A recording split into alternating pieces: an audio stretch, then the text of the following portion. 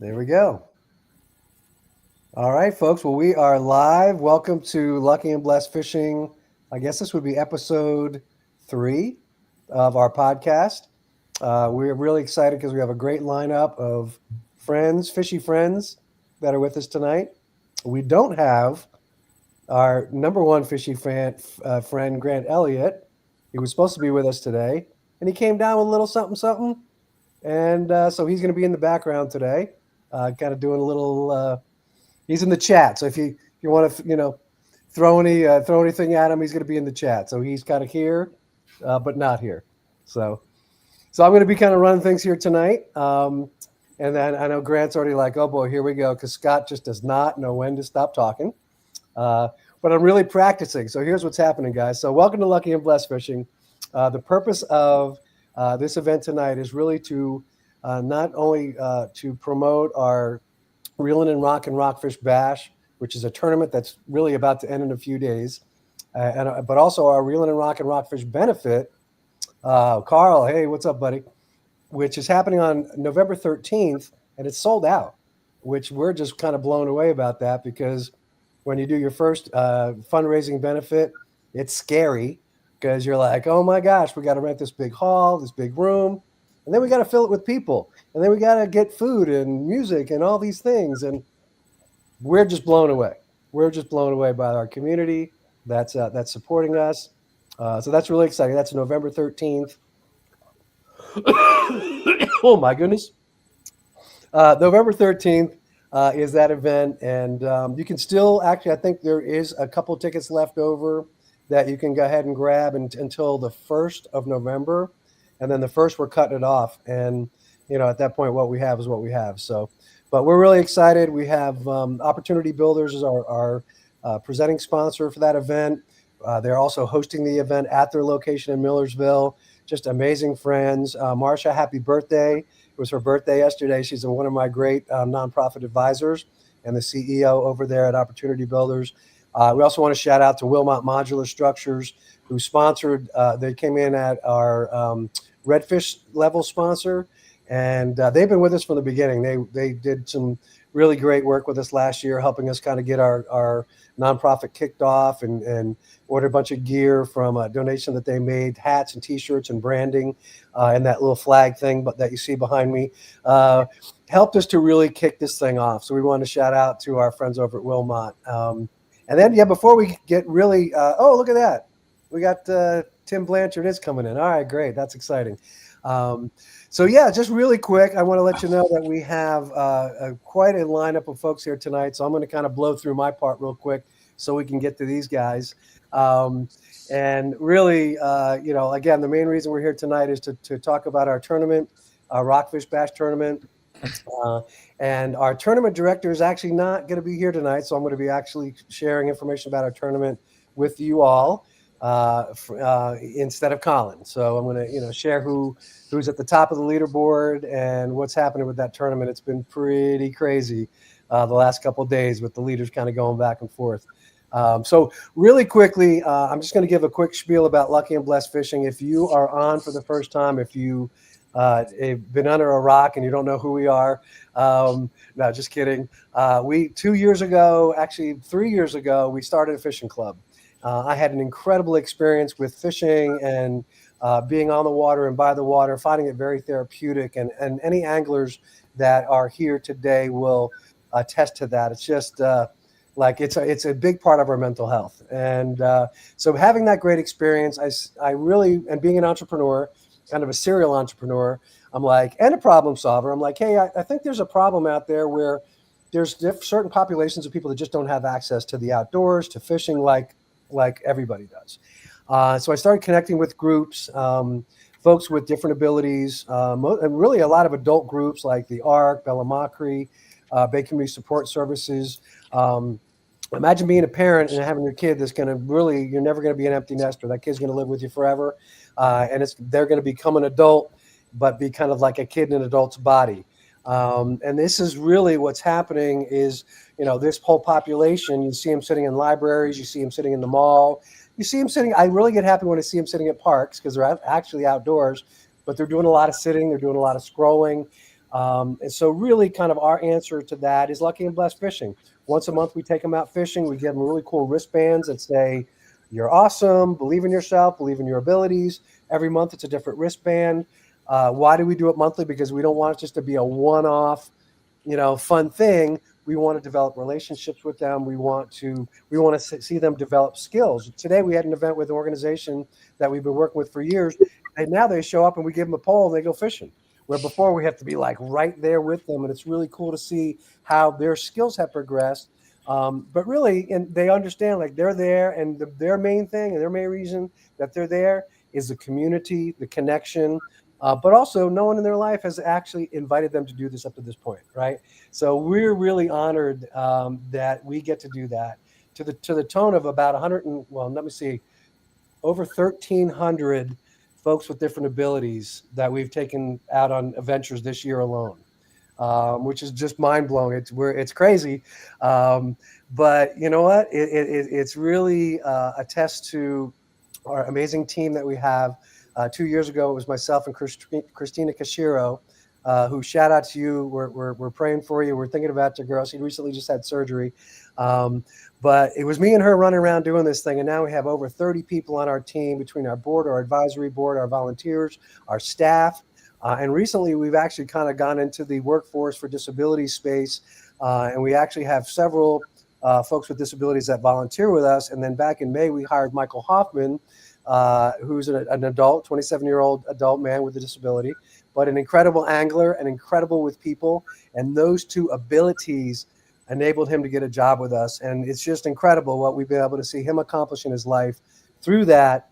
And it just fires us up for what can we do next? How can we continue to break down barriers and give people access to not only fishing, but also opportunities in their life that can give them confidence and that can take them to new levels. So many other things happening. We had our camps this year. All of it's online. Just go check out our website. You can see all of our programs. And right now we're actually building for our winter program. Instead of stopping fishing and completely stopping our connection with these folks, we want to continue that monthly meeting with them. And it's going to be in the form of a park activity. We're calling it indoor-outdoor education. We're partnered with park rangers and park naturalists that are going to be doing education pieces. We're going to get them outside looking at birds and bees and bark and trees and nature things, but for short stints. And the whole goal is, one, keep them outside during the winter, keep them from getting locked inside, because we all know that, that happens, right? Wintertime happens and we get kind of locked inside, depression sets in, whatever. And I'm sure that, obviously for this population, it happens as well.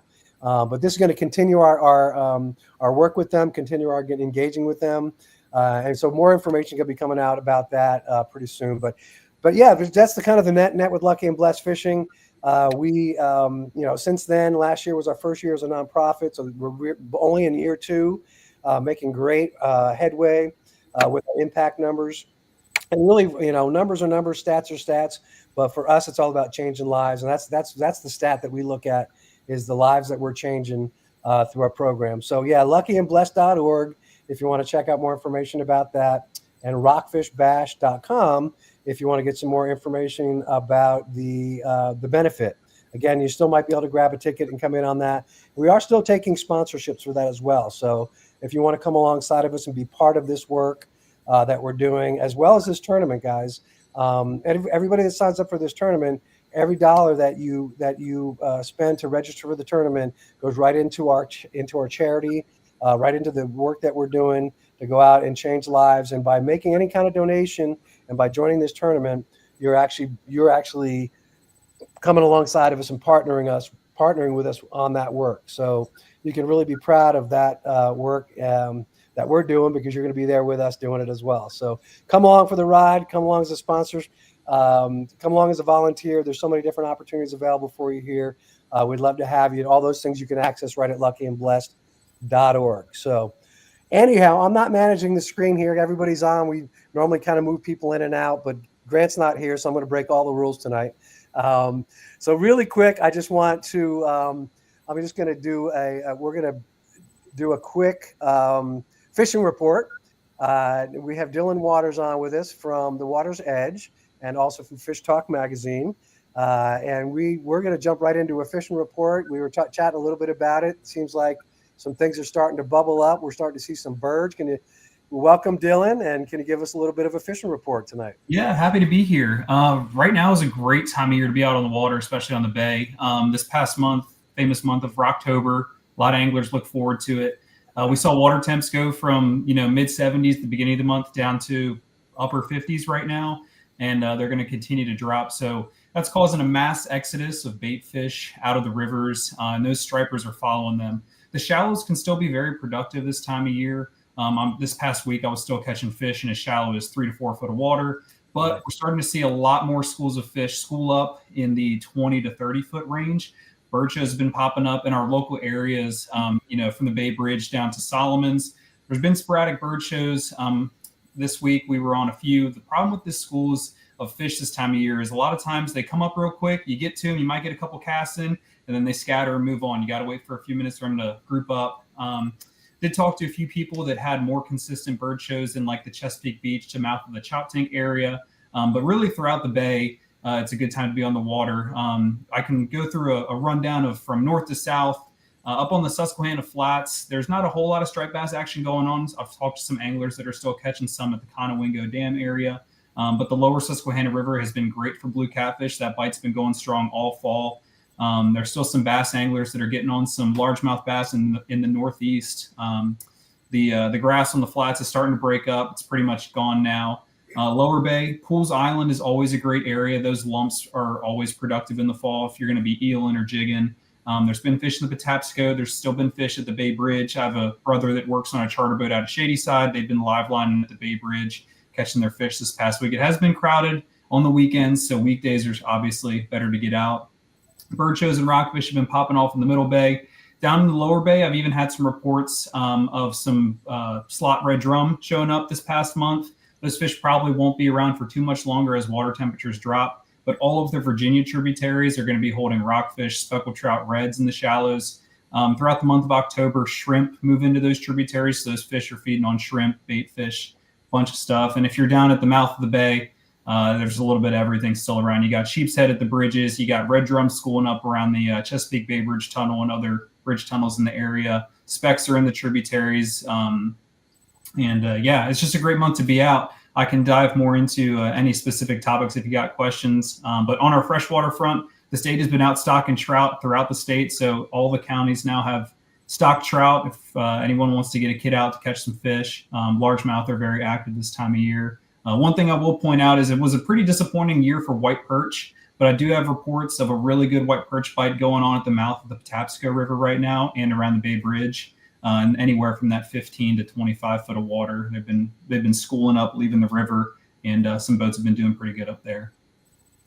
Nice, man. That is one heck of a report. Try to cover the bases there. Man, that's great. That's great. I hear your reports all the time. That's why I was really excited when I was talking to Michelle. And I was like, wait, you know who? Yep. I said, man, he's like the ultimate fishing report guy. So yeah, there's a lot to be excited about. Unfortunately, the wind has been really ramped up lately. Tim will know this. I'm sure he can find some protected water up in the rivers, but all the Potomac, the Patuxent, the James, the Rappahannock, those are great rivers to fish for blue catfish this time of year. And I've talked to some guys that are doing really well. Those bigger fish are starting to get more active too. Cool. Dylan, tell us a little bit about your what you're up to these days. I mean, you were with FishTalk magazine. I know we had Zach on last week. Yep. Yes. I actually went to high school with Lenny's daughter, Molly. She reached out a few years ago, and she was moving on to bigger and better things. So there was an opportunity for someone to fill the fishing reports editor slot at FishTalk. And I slid into that role. I think it's been 4 years now. So I've been doing that. I think this will be my 4th year.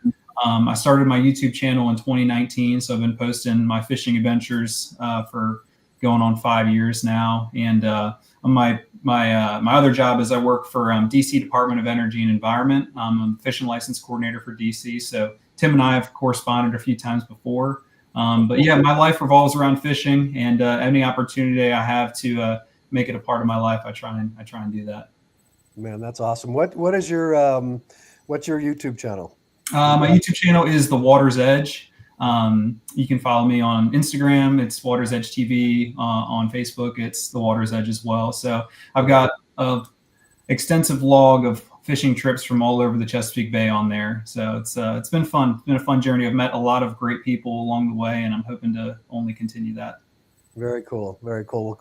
Dylan, thank you so much for being with us today, and feel free to hang out if you want. Now, Captain Tim, welcome to the show. I thought you were going to be driving in your car, but you're not.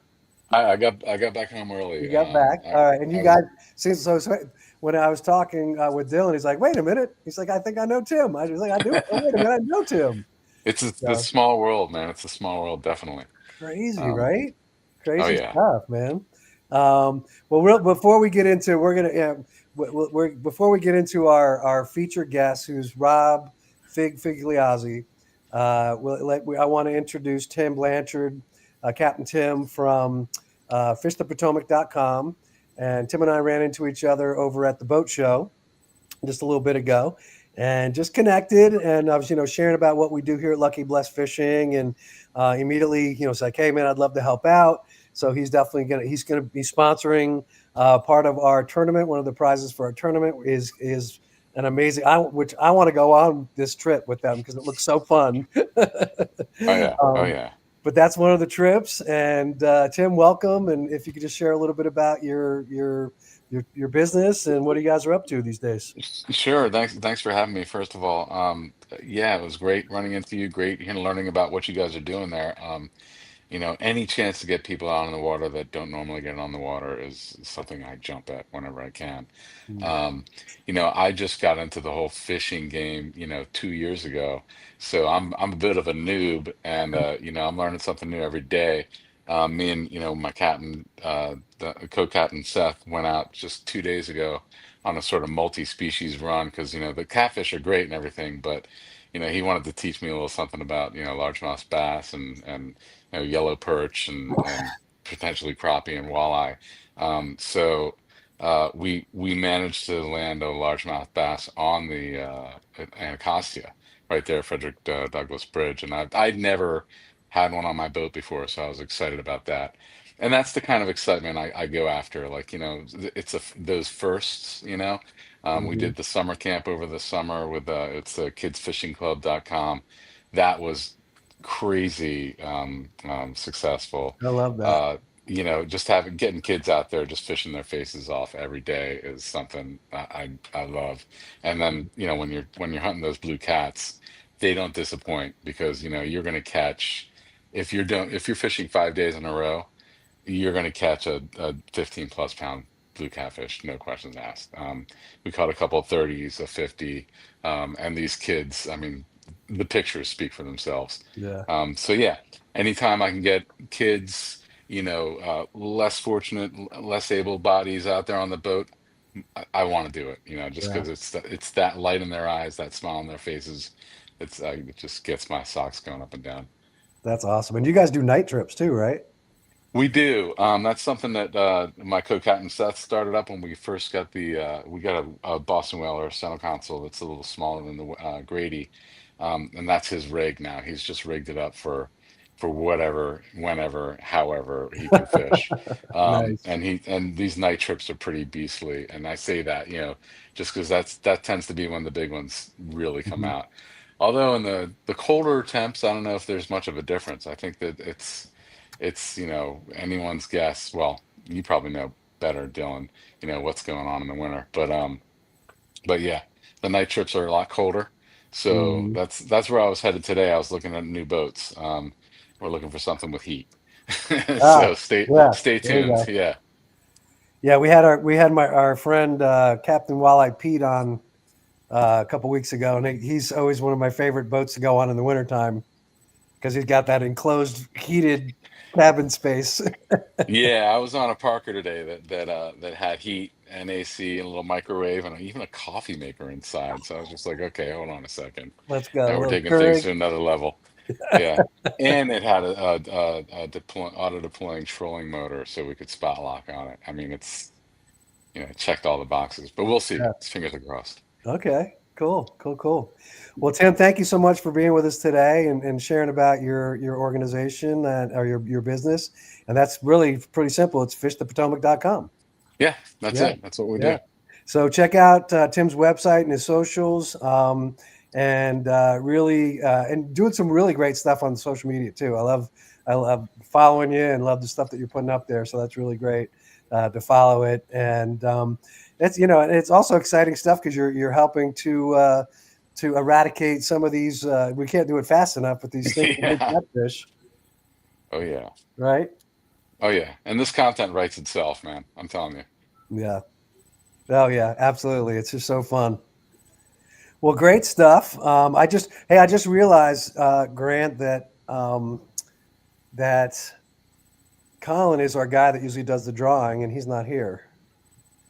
I got to see if I can get him to come in for just the drawing. I think we completely lost him for tonight, right? We'll figure it out.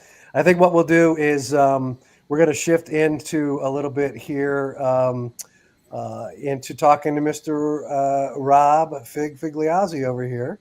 So, Rob, let me just before I introduce Rob, or as I introduce Rob, how Rob and I met, and actually Rob was an integral part of Lucky and Blessed Fishing. No one really knows about this part so much, but one day I was out fishing on my kayak, and I got the jacked up kayak with the motor and all that kind of stuff, and spot lock, and Rob's like, what is that? He's like, what are you doing out here? It's Wednesday. What are you fishing on a Wednesday? I'm like, I'm self-employed, fishing on a Wednesday. And he's like, man, I'm always looking for people to go out on my boat. So he gave me a lure. He's like, man, this lure, it was an all blue. He's like, this lure is so hot, man. We're catching hundreds of fish a day with this lure. And I'm like, yeah, okay, whatever. And he was like, hey, man, let's exchange numbers and we'll go fishing. I'm like, yeah, okay, whatever. Took the love. Like, I'll never hear from that guy again. The next day he calls me, want to go fishing? And if you got to know this guy, I mean, pretty much like almost every day of the week, he will be out on his boat, one of his boats, or on a charter boat, because he is friends with and connected with all the great charter captains out there. And I've been fortunate enough to jump on a bunch of those trips myself, catching 49-inch redfish and 52-inch rockfish and big beastly monster trophy fish. So when Rob calls me, a lot of times it's no because I got to work. But man, I tell you what, when it's yes, I know it's going to be a day full of adventure and probably some big fish. So, but that kind of led me to that whole, because before that I was just kind of kayak fishing, and that led me to the whole world of kind of boat owners. It connected me with boat owners and charter captains, and it kind of expanded our view on Lucky and Blessed Fishing to thinking about taking families with kids with disabilities and connecting them with boat captains and getting them out on the water. So it just kind of really became a part of who we are. And Rob, you may not even realize that, but as we've had this friendship over the years, and you introduced me to a lot of these, this whole other side of this world of angling, it really has been a big influence to Lucky and Blessed Fishing. So, Rob, thank you so much. Welcome to the show tonight. A big intro for you there. One of the South River boys. I call him South River Rob. But we've been on a lot of different adventures together. And Rob, we just want to welcome you. And first, tell us a little bit about you and what you do when you're not fishing, and then we'll get into some Q&A here with you. Well, what I do when I'm not fishing, I'm actually a tile setter by trade. So I spent most of my time in the bathrooms, remodeling bathrooms. The bathroom. So that's basically what I. That's a great line. So then I got involved in plumbing, and I ended up marrying Christine Cipriano, who her dad was a plumber for years, and I kind of merged my business, third generation, and then I became a contractor, and I have a Maryland home improvement license, and I flip houses, and rental properties. So, and I just turned 60, which I can't believe that happened. Oh my goodness! I guess, am I the senior? Oh no, you're the senior. No. Yeah, you are. Don't. I got you by 3 years, buddy. That's right, Scott. But the good thing about me, I have wonderful people that work for me now. I do not do all the work hands-on. I love to eat. You guys can't tell, but I'm about 30 pounds overweight. And anyway, but the great thing about me, the guys and gals that work for me, I don't have to like watch over them real closely. They're terrific, and I can be on the boat and run my business while I'm fishing and still handle all that. So that does help me be able to enjoy fishing, a lot. And I'm very lucky, in that respect. Lucky and blessed, brother. That's right, lucky and blessed. And I've learned a lot too, probably in the last 4 years. I think I didn't own a boat until the last 4 years. That's when and the first boat that I bought, it's kind of weird. It looked smaller when I saw it in the water. And then when they pulled that thing out of the water and put it on a trailer, I was like, I got scared. I was like, damn, did I just buy that big boat? It was 26-foot well craft. That thing was why I have a kayak. Yeah, that thing was like, I was scared, but my wife said, if you buy a boat, it has to have 2 engines or I'm not getting on it. Because if something happens to the one engine, we need to get back home. There you go. Even though 90% of the time it's a fuel-related issue. Yeah. I will tell you this. This is, I'll say it really quick, but this was something that did happen. I had my twin Suzukis on there, and all of a sudden, pieces of the steering just fell right on the floor at the helm. I was like, what the heck was that? So I turned the wheel, and then nothing was happening. And I'm like way out by I was at Eastern Bay somewhere. I can't remember where I was. I was somewhere out there, and I had no steering. Oh boy! So you guys are gonna laugh. Here's what I did: right throttle, left throttle. I did that all the way back home. It probably took me about 2.5 hours to get back. And I did that all the way back home. That was a riot, but. Whereabouts do you fish out of, Rob? I come out of the South River. I have a Key West, 19-foot Key West, and that 26-foot Wellcraft. And I come out of Gingerville. I'm in the Gingerville Marina. Right next to the Elephant Restaurant. That's where I met Scott, right there. Yeah. So I come out of there. I know quite a bit about the South River. I mean, you can catch rockfish in the South River. Definitely perch. I've caught flounder in the South River, snakehead in the South River, positively. Last year there were slot reds up there. I didn't know that. I didn't catch those there, but I actually caught a puppy drum last year in the South River, just on the other side of the bridge there, Rob. Yeah, I did catch puppy drum. I didn't catch a large red, but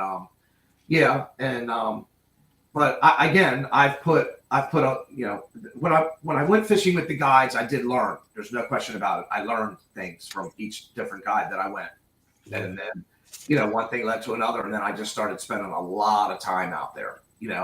I have great electronics. I think that means a lot. When I got my Hummingbird, side scan, that was definitely a game changer, and then of course the trolling motor definitely is a game changer too.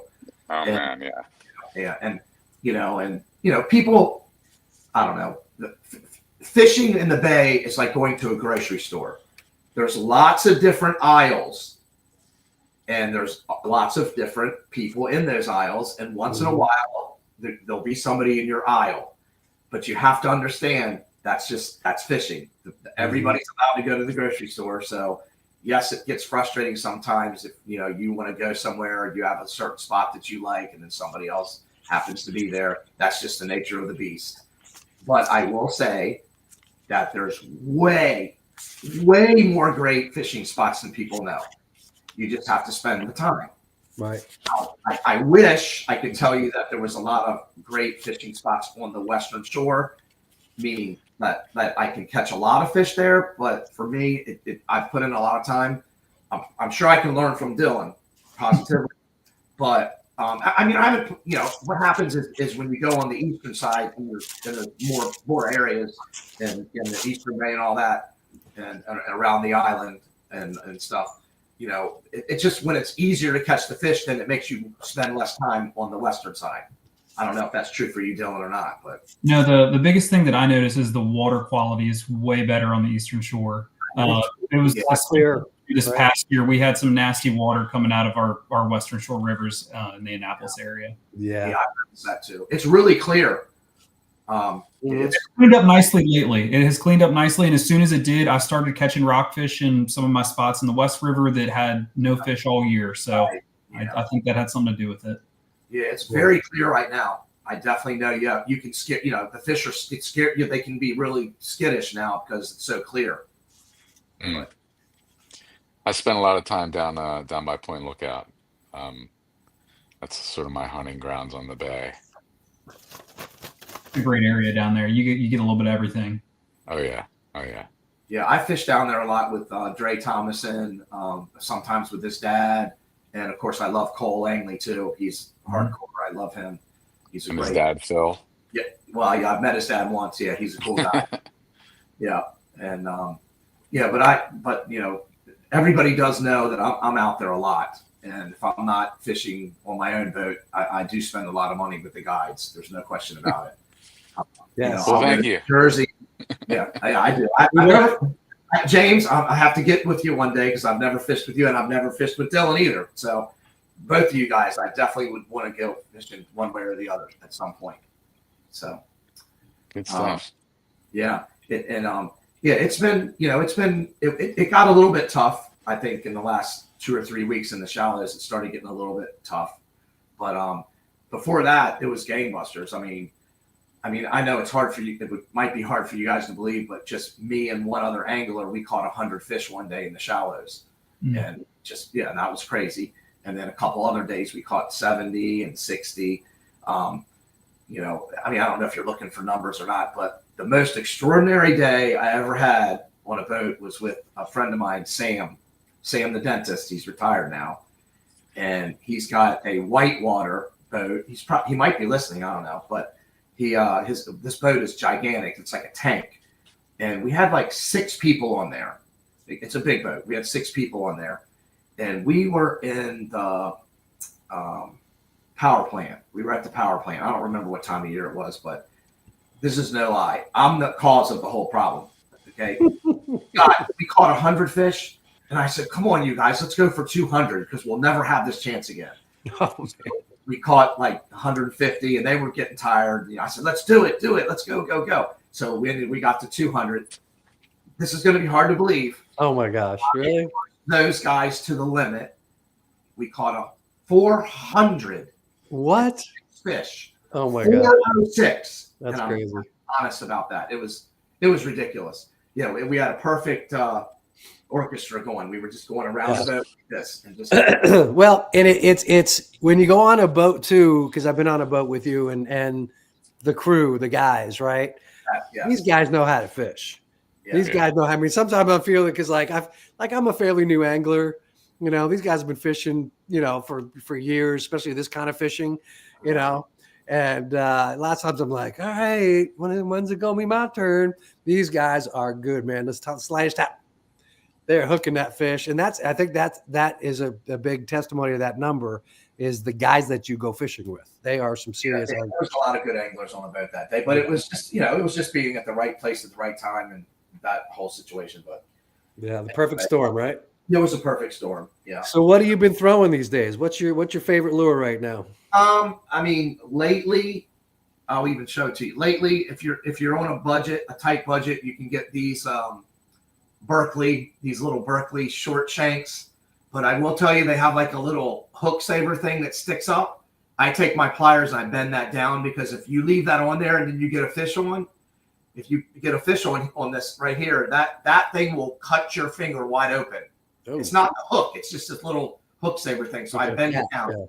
Yeah, but I like to pair the short. I like that short shank because when you when you put your smaller baits on there, it still gives you a lot of action. Yeah, a lot of action. And does that have kind of like the rounded head on it too for to bounce the rocks? Yeah. It does. It has a little bit of a rounded head on it. Yeah, I really like them. They're like I said, they're cheap and they work really well, and the hooks are sturdy enough for what's going on out there now. and I use these smaller ones just because they're feeding on rain minnows. Like one day we were out there and they wouldn't hit anything except for a 3-inch or 4-inch at the most. Yeah. I mean, it took a while to figure it out, and then all of a sudden, as soon as you put something smaller on that's what they wanted. And it's crazy. It's even sometimes the bigger fish, the bigger trophies will only eat the little. Oh yeah, it's so, yeah. You got a fish with a mouth that big, and they're eating something that's little tiny. It's crazy. Now, of course, when the jigging, when the fish get into deeper water, that's what Scott was talking about. I do love this all blue. I don't know if y'all can see how that thing is shaped, but it's flat on one side, and then it's got this bendy situation on that side. And I very iridescent. It's like it looks like the side of a fish. And they come in all different colors. I'm not gonna lie, I have thousands of these. Anybody wants these? I do. He's a new U.S. distributor, I think, from Temu.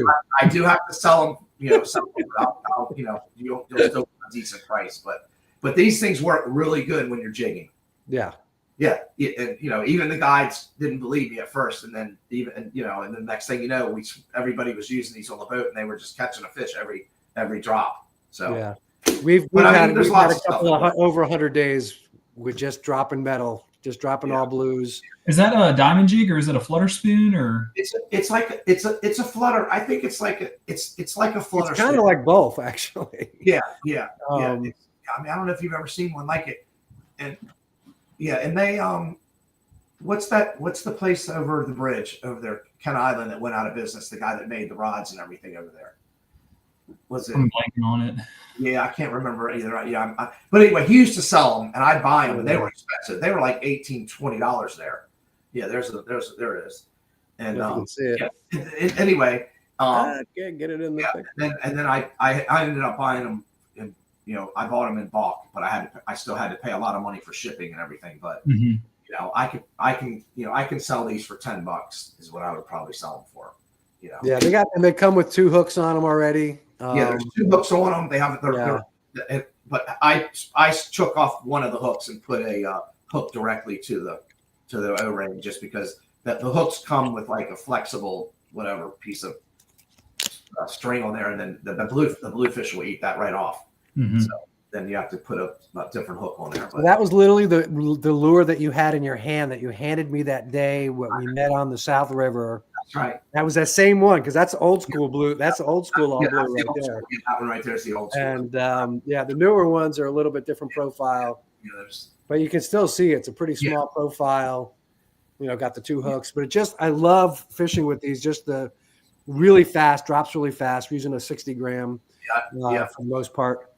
Really drop fast, and then when you're jigging, you can feel that. You can feel the flutter. Yeah, you feel that. It's kind of like almost like a flutter diamond jig. It's almost like a combination of the two. It's really a crazy thing. My favorite is and really after I'm fishing with this, it's hard for me to jig with plastics just because they don't drop as fast and they don't jig as well. So I don't know. I just kind of become addicted to these things. Yeah, but they really, it's kind of and now Rob, you'll attest to this. It's not an all year thing, right? It's not. It's when it's cold water, deeper water. Yep, deep cold water. That's it. That's the best time. This is the time when they start schooling up out there, and then they get deep. Those things work really well. I don't know if this is. Everybody has a fishing story, but I have to tell you this one.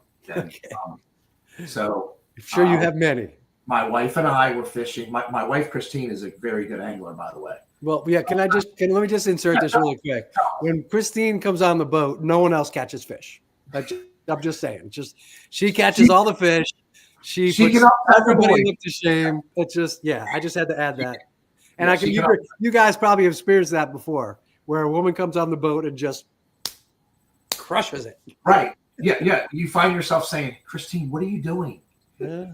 How are you catching this? The fish know. I don't understand. Yeah, it does happen sometimes.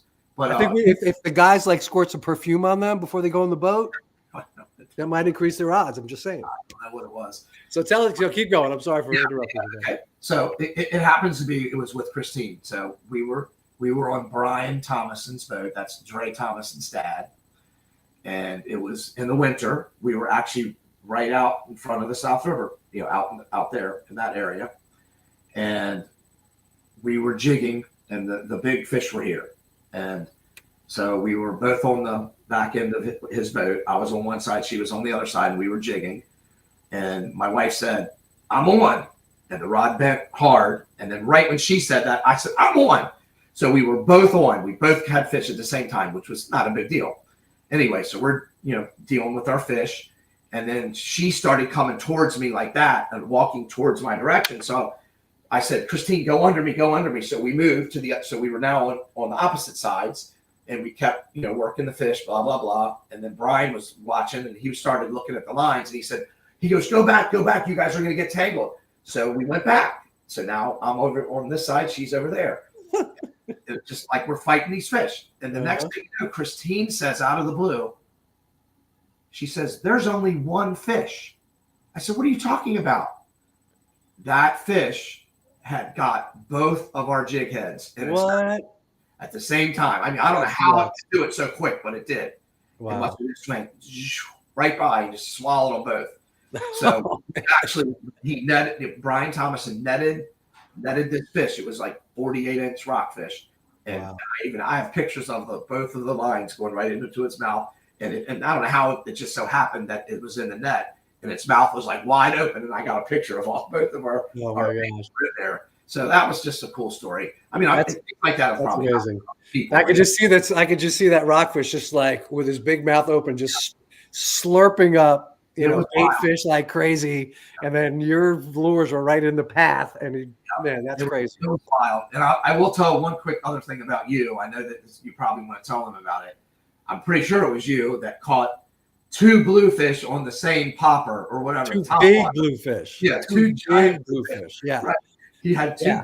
He actually got them in, I think. You could see that on my YouTube page. That was like crazy, man. I bombed this big plug out there, and as soon as it hit the water, you see this big explosion. I'm like, oh, that was a pretty big blow up. Yeah. Well, it was like two fish blowing up, reeling it in, and I'm kind of like, it's pulling this way, it's pulling that way, kind of like what you were explaining. Yeah. But it was wild. The two fish were kind of like fighting for the lure, right? Yeah. And but yeah, there's actually a video up on my YouTube page, at Lucky and Blessed YouTube page.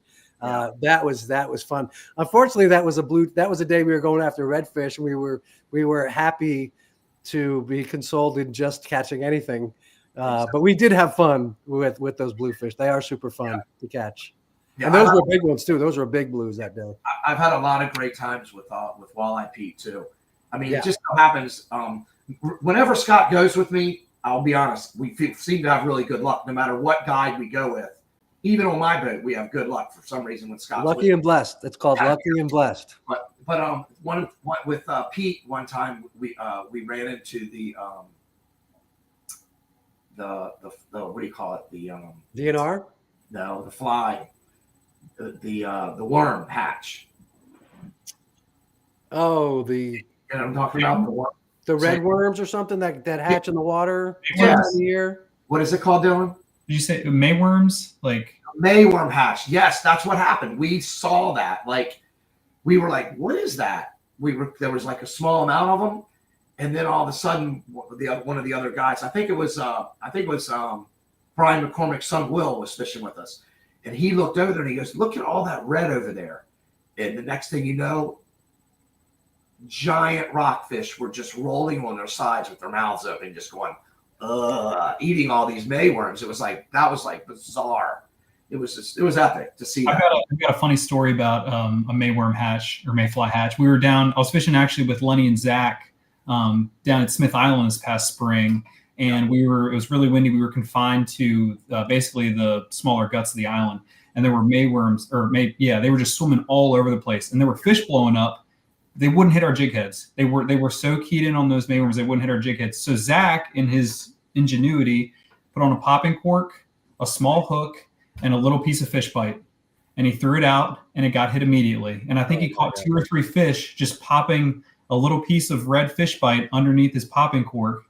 Match the hatch. That's brilliant. That's called an angler thinking on his feet right there. Yeah. And the ultimate of match the hatch, right? Who would have thunk it? Yeah, I didn't tell you the rest of the story. That's exactly what happened. Really? Yeah. What I ended up doing is I had this little lure, and it was pink, and it was long, and I just cut it in half, and I put that on there, and There you that caught the fish. Mm-hmm. Yeah, Match me and and Will, hatch. me and Will both caught fish, and I That's think cool. somebody did snag one by accident or whatever, but we did get a couple of them to bite with that little pink. So That's that cool. was pretty cool. Nice. Yeah. Hey, I just had I haven't been really monitoring the questions here, but Conrad, who I think it might be our first place leaderboard angler right now, said, so if the fish aren't in the shallows, what kind of stuff do you look for if you don't see birds? Anybody? Rob, you want to take that one? I mean, yeah. I mean, I would, again, if you try to find See the fish, catch the fish. well, Fish finder. a little, yeah, that can help. Obviously, for me, the tide moving means a lot. That can help. If the tide's moving, that means a lot. Also, secondary structure. So if you can find a rock pile or a reef or a jetty wall that's out in the water, and again, there's so much stuff out there that people don't know about.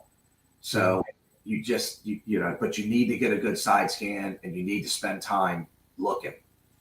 And best time to do that.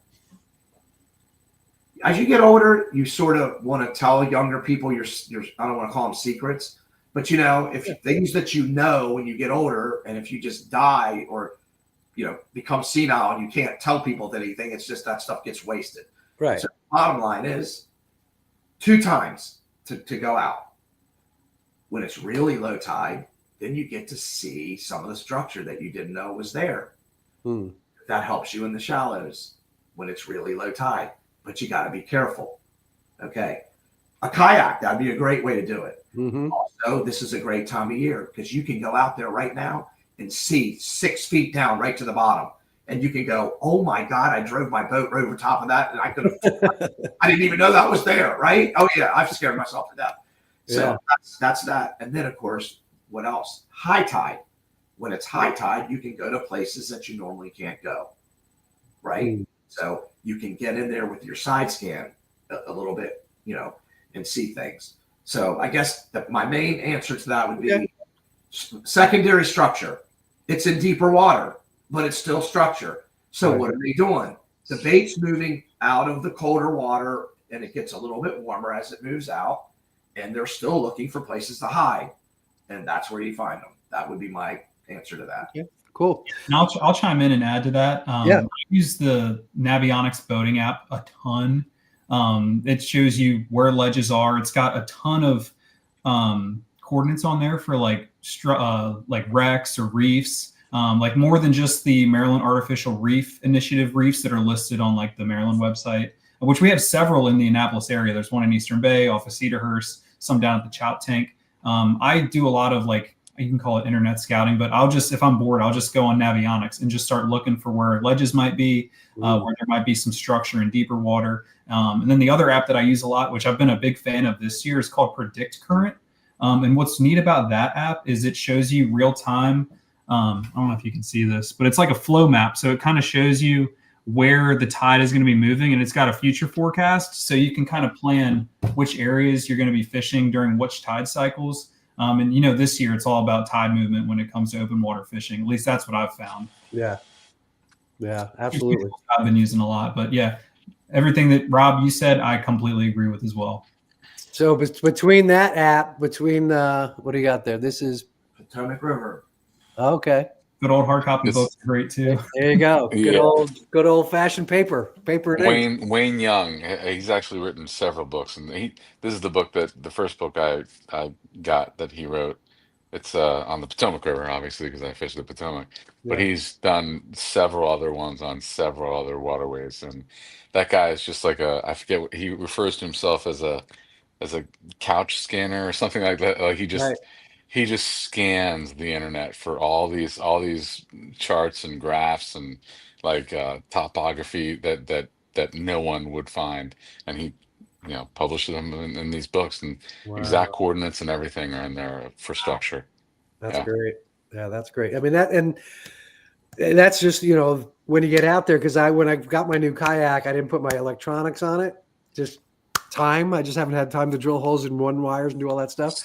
But I've been successful because I just go out and I use apps and I look for structure and I fish the ledges and, throw around the docks. And, so there's a lot of things that you can do if you don't have electronics.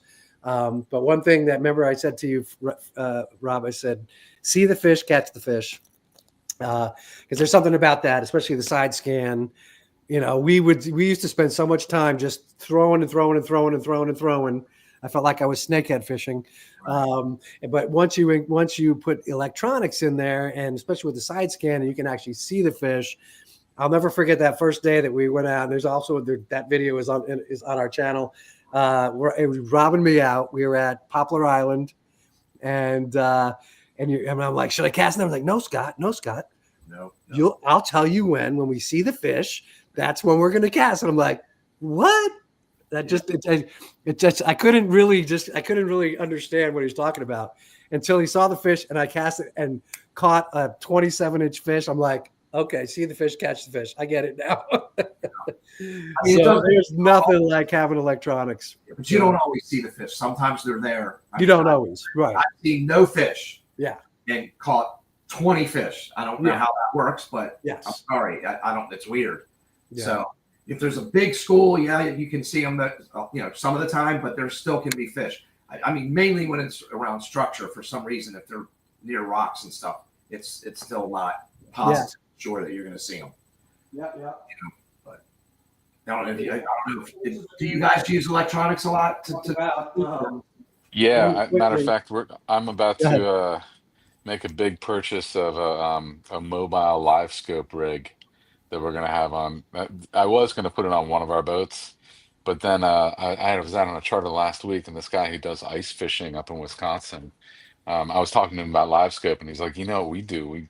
We just have a mobile unit that we just bring out to the ice and drop the transducer on a pole. And I was like, can you do that on a boat too? And he's like, yeah, they got rigs for that. And sure enough, there's the whole industry out there that serves this purpose. Wow. So I'm that's my next, the next big purchase is the boat, but to kind of make a boat agnostic setup so that we can go from boat to boat with this rig and just scan. I mean, it's like playing a video game. It's kind of cheating, but it's really great for scouting. You can find out where stuff is. So. Well, I mean, and you're in the business, man, right? And you want to put people on fish. So, if it's going to help you do your business better and help your clients enjoy, the experience more, I say do it. The fish are getting smarter. You guys know that, right? They're coming. They have their own stuff they're using. It says, those are anglers. Stay away from them. Yeah. They have their own apps that they're using down there. No, I think that's one. I hate to say it, but that's probably one of the reasons why there definitely is a shortage of fish, because I think there's more fishermen, more anglers, and look at all the electronic. I mean, look how fishing has changed, right? I mean, back when a long time ago, I mean, I'm 60. So back, when I was a little kid, I mean, there was a lot more fish and nobody had all those electronics they would just have to go out there and catch the fish somehow. Of course, there was probably more fish, but I'm just saying it's changed over the years, right? A lot. So as you mentioned that too, what are your guys' thoughts on, the rockfish, the status of the rockfish? And now that I see that there's something coming out that says no fishing from July to September for the rockfish. There's a big Atlantic States Marine Fisheries Commission vote tomorrow, I believe. Okay. I heard that.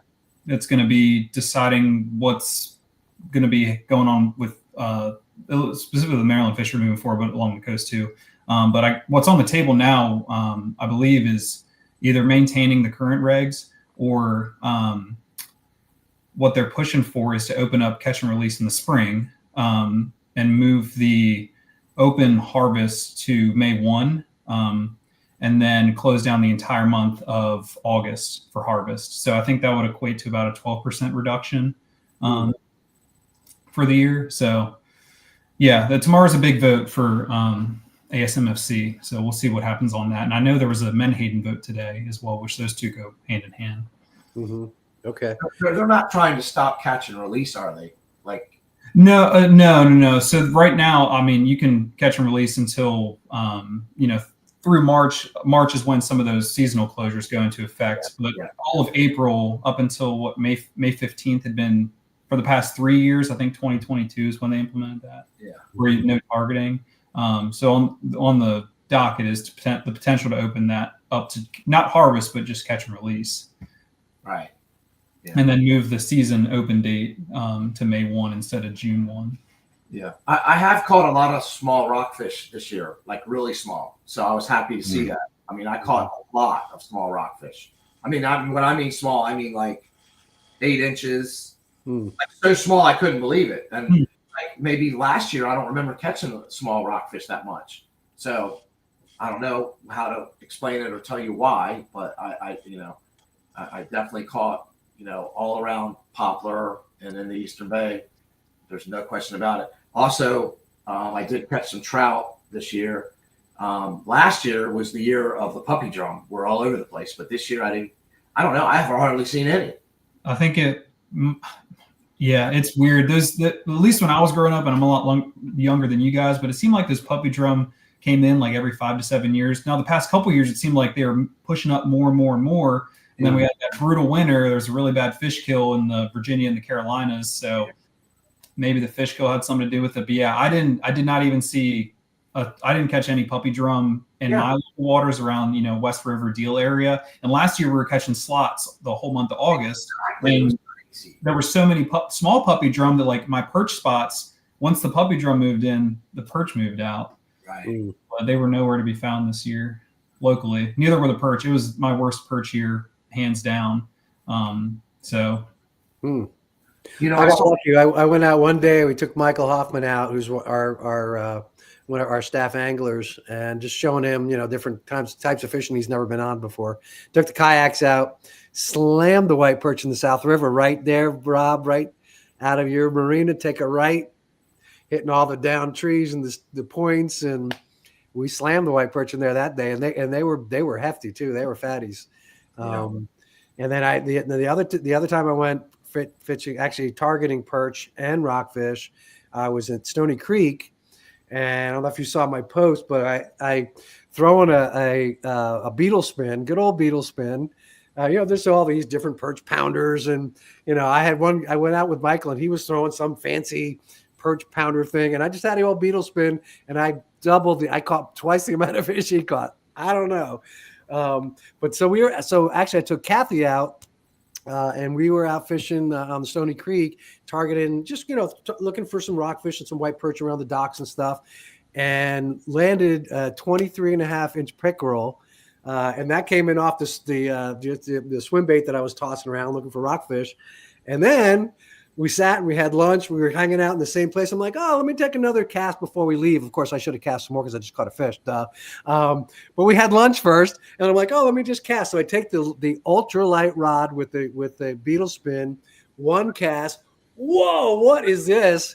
I catch a 24-inch pickerel on an ultralight rod on a beetle spin. That was fun. That's a big tidal fish. Those tidal tribs, those pickerel don't get as big as like the mill pond fish. So that's a good one. Yeah, and this was a few weeks ago, so like way early for pickerel, especially of that size.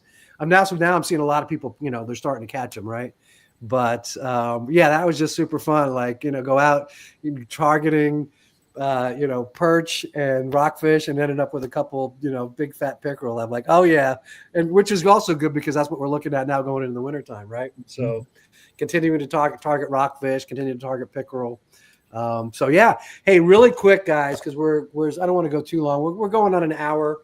We're talking about some strategies and some techniques. I don't know if you can see that with this background. You can. Yeah, your custom bag. There you go. There it is. This is Modern Jigging, Rudolph's Guide. So Lenny, we got to spend some time with over at the boat show. He gave me a copy of this, and it's signed. We also have, I love this one, Rudo's Guide to Mistakes Anglers Make. Don't do this, it says. And it has pictures of like a lure with a hook, with the bait, with the and it's funny because I've actually seen people out doing this before, like rigging like 3 different kinds of like really? You really think you're going to catch something? Anyway, so these books are part of our giveaway. In fact, we never determined what we're doing for a giveaway tonight. So I think it would be appropriate that that since Colin, our tournament director, who normally determines this, is not here, I'm just going to go ahead and make the executive decision. So we're going to go ahead and give away these 2 books tonight from Lenny Rudall from FishTalk magazine. And what is his title over there? It's kind of like a unique title. Angler in Chief. Angler in Chief, right? You don't see that every day. You don't see that every day. But of course, at a place called FishTalk magazine, that would be expected. So hey, really quick, I'm going to go ahead and we're going to auction these off. Is Mikkel on here? I think we might have just had someone just sign up. I don't see him in the chat. Mikkel, if you're in here, let me know if you just signed up. Anyways, I have him in our tournament thing. Oh, hey, you know what? We'll do the drawing because I'm already on it, and then we'll go look at the leaderboard and we'll talk about who's winning that thing. So here we have all of our stuff in this nice Florida Fishing Products hat. Thanks to Mark Cha-Cha Fishing. He's connected with those guys, and I asked him to reach out and see if they could help us out. And they donated 2 Bahia 3000 spinning reels. Oh my gosh, those things are so gorgeous. The first one's being paired with our first place prize, which is a custom rod that's being built per spec of the winner. And so you're going to get that Bahia reel, a custom rod built. Man, I tell you what, like if you're not in the tournament, get it in now and then just go fishing tomorrow. You could actually win that thing. I mean, really, I'm not kidding. Dylan, really, get in the tournament right now today. It wasn't going to be blowing so hard tomorrow. know, right? I'll go out. Let's go out, Dylan. We'll take the Grady. I know, but I mean, and you know, so just amazing prizes from all our people that have been giving it to us, giving us donations and supporting us. So let me see. Okay, so I got the names of everybody that's in here, minus the 2 that won the last 2 weeks, which I think is Ryan and Jacob. And if that's wrong, I apologize, Ryan and Jacob, for taking your names out of the hat. But I'm pretty sure I got that right. All right, I'm just going to mix this up. And the winner is Conrad. All right there, look at that. So Conrad is on our call, I believe. Conrad is one of our high school student anglers who came out and volunteered a bunch with us this year. He also works at Anglers. So if you pop into Anglers, it's very possible you might see him in there, especially over the summertime. But Conrad was in first place at our tournament.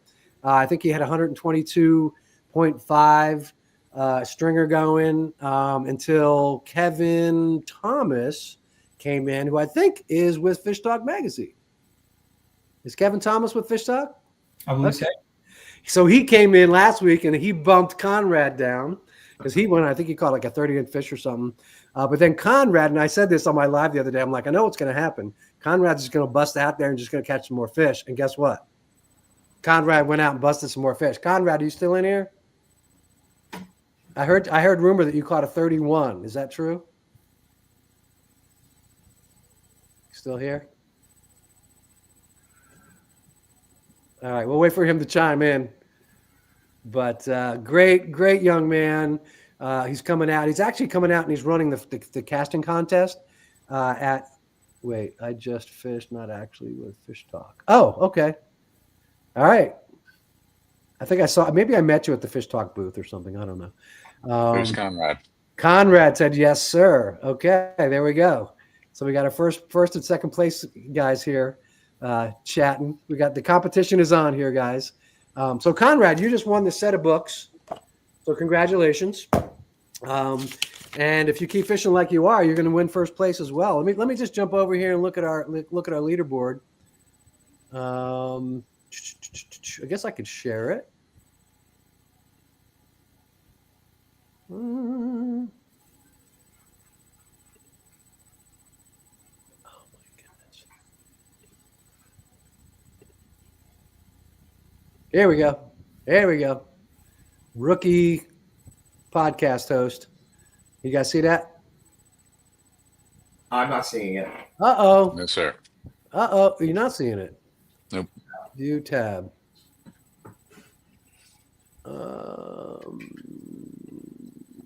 It's not working. It's not working, but I'll just have to tell you. I'll just have to share it with you. But it looks like Kevin went back out and caught some more fish. Oh my goodness, it's so close. So I looked yesterday, and Conrad was up with 130.25 inches with 8 fish.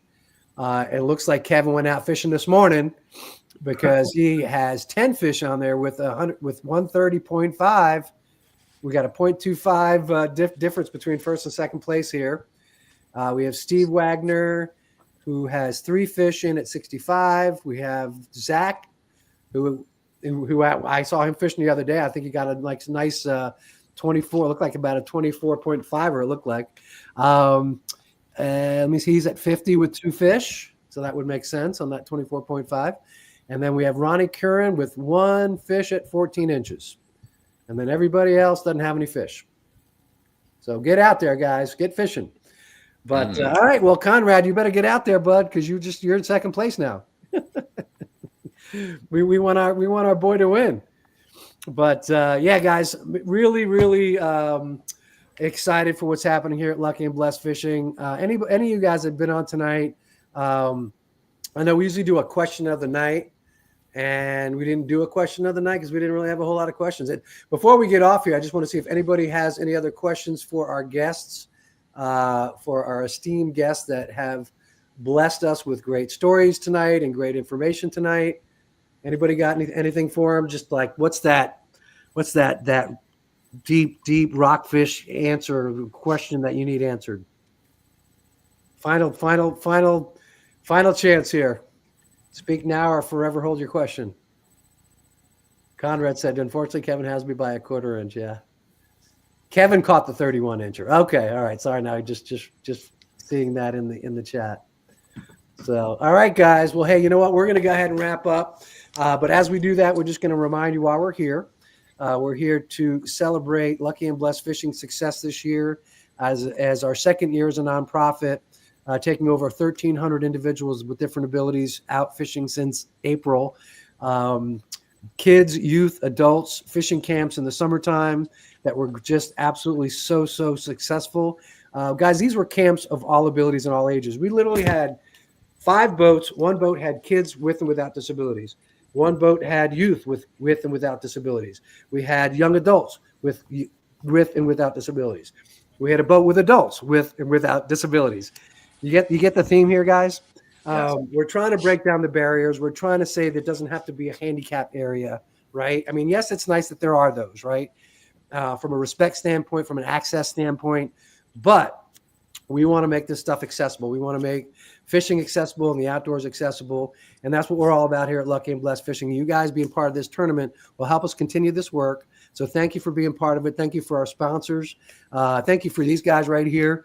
For all of have been an influence to me over my time here in fishing, and also now with Captain Tim being a sponsor for our tournament.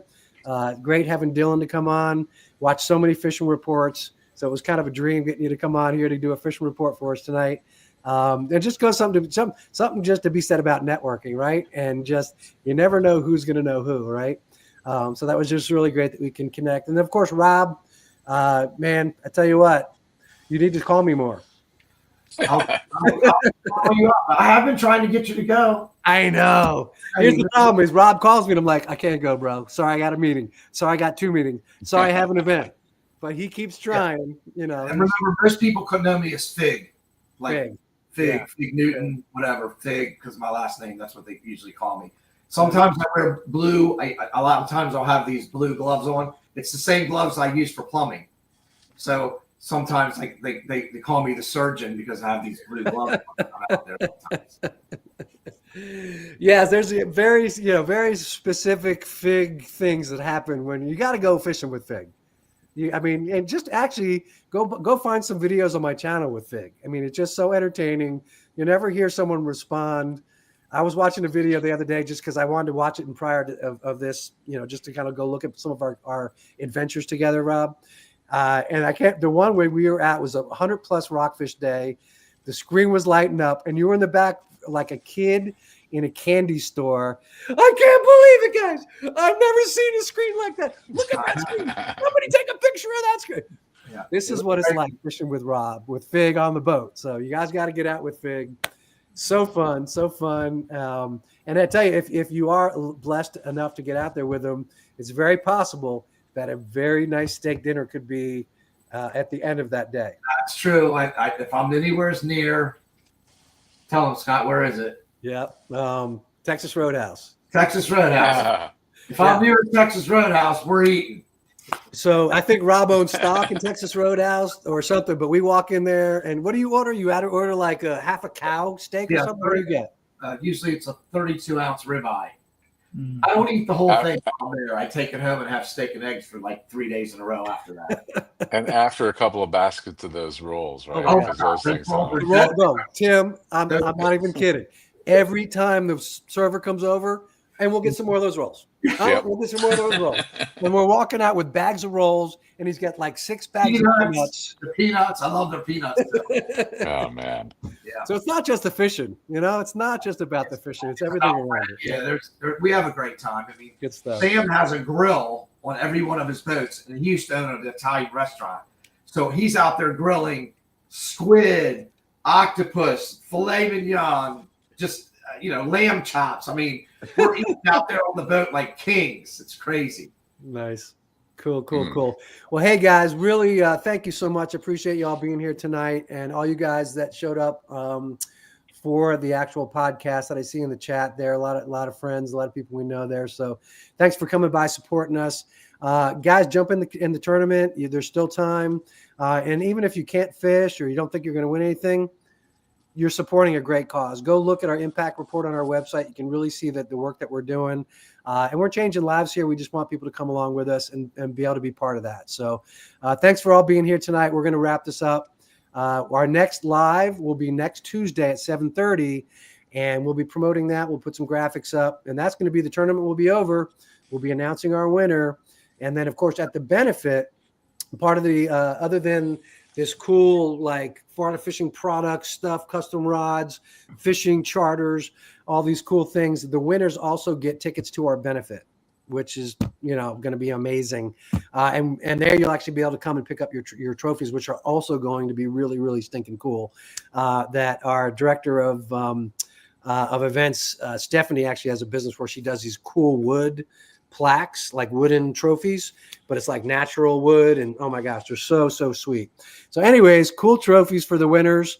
It's nice. We got some competition happening up there at the top of the leaderboard now, so you guys can keep going at it. Good luck to all you guys out there fishing. Hopefully Rob calls me, I'll be able to get out there fishing. That's the only way I can get out there. My fishing lately has been bluegill, and we will catch like 100 bluegill in a day. Yep. With our groups that we bring out. But I tell you what, it's not about the size of the fish. It's about the size of the smile and the hug. It's the drug of the tug. At these events, man. I tell you what, it's such a blessing. So, guys, luckyandblessed.org. Check out our website. Check out our socials. Appreciate you all. And hopefully we'll see you all back here next week, next Tuesday, 7:30. Thanks, Scott. Yep. Thank you, Scott. Oh, and thank you, Grant, for being in the background, man. Hope you feel better.